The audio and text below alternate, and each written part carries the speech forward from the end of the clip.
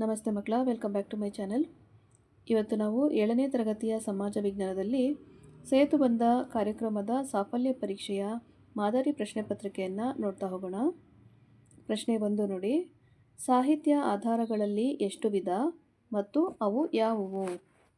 ಪ್ರಶ್ನೆ 2. ಪುರಾತತ್ವ ಆಧಾರಗಳನ್ನು ಹೆಸರಿಸಿ. ಪ್ರಶ್ನೆ 3. ಗೌತಮ ಬುದ್ಧ ಸ್ಥಾಪಿಸಿದ ಧರ್ಮ ಯಾವುದು? ಪ್ರಶ್ನೆ 4.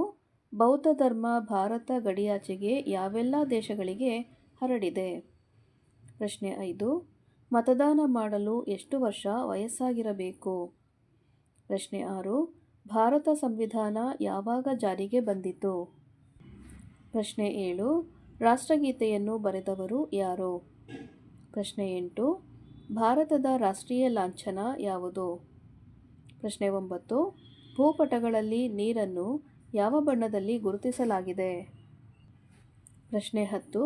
ಪ್ರಪಂಚದ ಅತಿ ಉದ್ದವಾದ ನದಿ ಯಾವುದು?